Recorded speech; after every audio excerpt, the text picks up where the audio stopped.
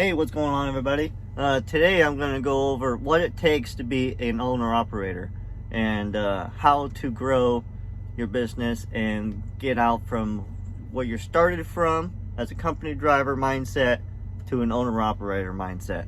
Let's roll that intro and we'll get to it right after.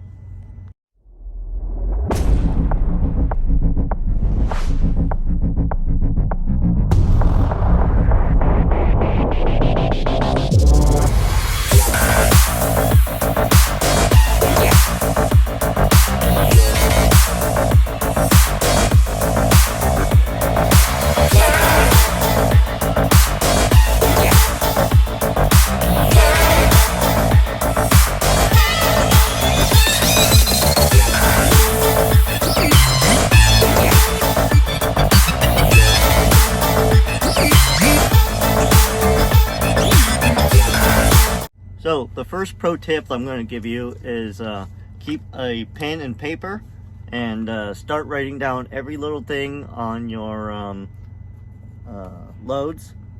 So you can see here I got my loads on this row, my miles, and all my fuel and such. And then at the bottom I'll have my grosses and my net for the end of the week.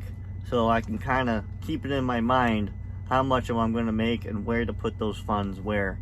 And it's one little tip that definitely will help you in the long run. Now, the difference of being a company driver and an owner-operator, they're two separate categories. Over here you got your company mindset, and all you do is just drive the truck. At the end of the week you collect that paycheck. And as an owner-operator, you really got to hone in a bunch of different tactics and put them all into play and keep everything on record and keeping everything in balance, in check, and at home, and on and on and on. It's very complex, and trying to make it out here as an owner-operator is very tough, definitely in this market today. The owner-operator mindset, the way that you have to think is totally different than a company driver. You got a bunch of different things you got to think about. You got to stay out in the truck as long as you can, make that money when you can, and try to stay ahead and trying to not, get 2 steps back, 1 step forward, which most of the time most owner-operators might have that happen because of maintenance problems, and those maintenance problems could really hurt you.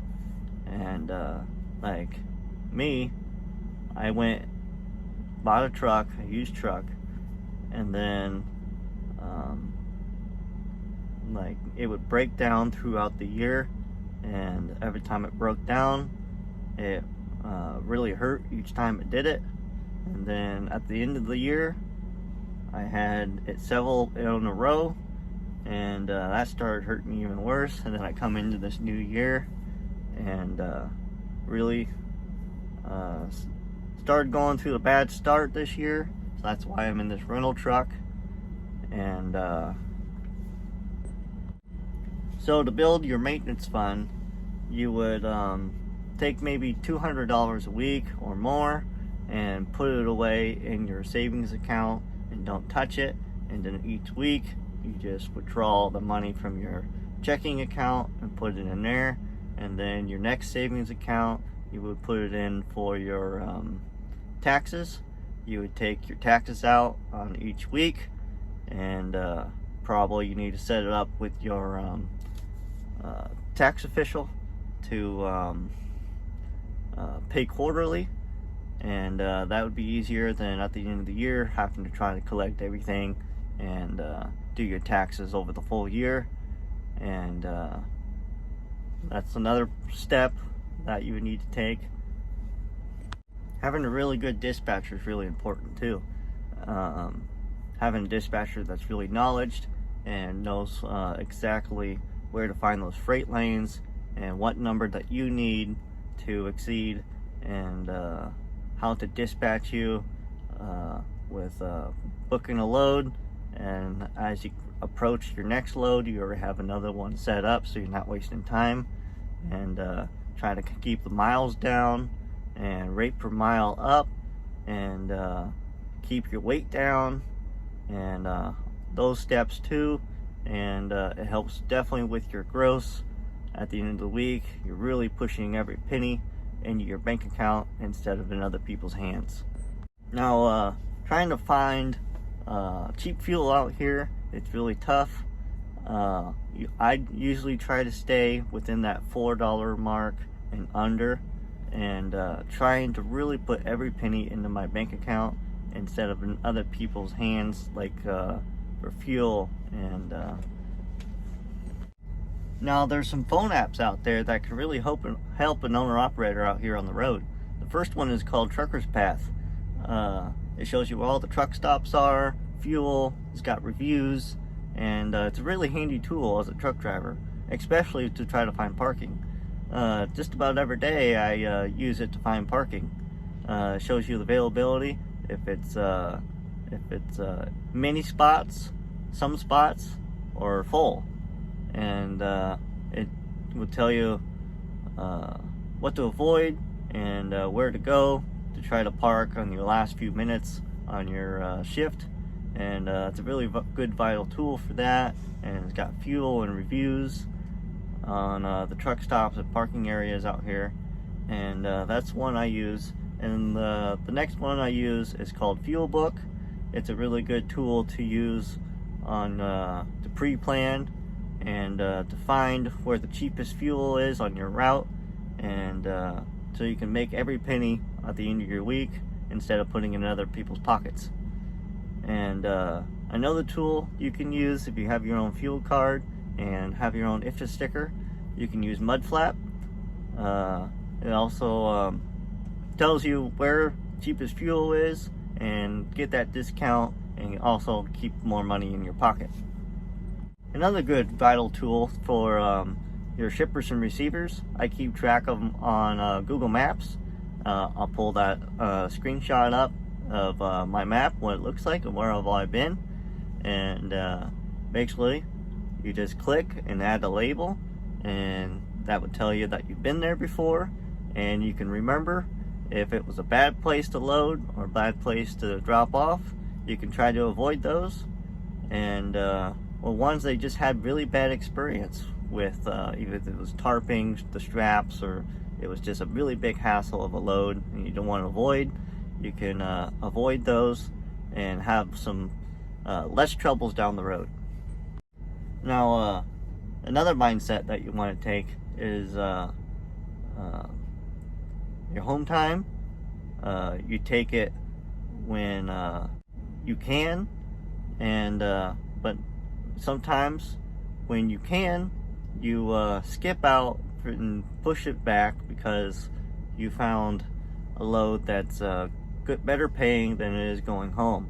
And yes, it sucks, and doing 34 hours in the truck, you know, for months at a time is not fun, but it's something that you just have to live with, and try to make your time to reset your truck, clean everything up, and do your laundry, shower, eat, get food, and take that time to do those things so you can get prepped for the next following week. Keeping up with your equipment, it's very tough. Pretty much you got to tackle everything as it comes and have those funds available to fix those things, and try to do your primitive maintenance before it happens, and keep count of your straps and all the conditions of your equipment, if it's your binders, your chains, your edge protectors. Keep count of everything and keep it well maintained and ready to go so you can get out there and make that money as efficiently as you can. Another good vital tool to have is a CB radio. Have it well tuned, and it's a really good vital tool to for safety, and also shippers and receivers, to use them to get called in, to check in, and things like that. It just makes it a lot easier than having to park your truck and go into the guard shack if they have that option. Another good vital tool is having a really good GPS. I have the Garmin. I think it's probably the 10-inch. Anyway, it's really good to have a screen that you can see. I got the bigger one, so it's easy to glance up and be able to tell exactly, even at a quick glance, my exits. And some of these roads out here, definitely in Texas, they're very complex, and trying to keep track at the corner of your eye and trying to keep track of all your signs and all your traffic, having a big screen like this could be handy. And that's another vital tool that I use to get the job done. Having the necessary supplies like food and water is very vital as an owner-operator, because sometimes you get out in these areas where you don't have the necessary foods and you need it on the truck, and trying to survive out here sometimes is very tough if you don't have those things. So trying to keep every single week, try to keep your food stocked up and your water. It's a very vital tool to get you through the next work week. And something that's really nice to have as an owner-operator, or if you're out here for long terms of time, even as a company driver, having a second source of transportation, if that's a bicycle, if that's a one-wheel, and if that's anything you can fit on the truck to get out of your truck and get away from the truck and act like a normal human being and not just like a robot that you're just operating the truck and sleeping and eating and that is it. Getting out there acting like a normal human being is really nice to do. It gets all the monotony knocked off, and keeps you all refreshed, and so you get out there and continue to make the money to the truck and get to that end goal. Now when your net hits your bank account, and then from there you got to distribute the money where it needs to go.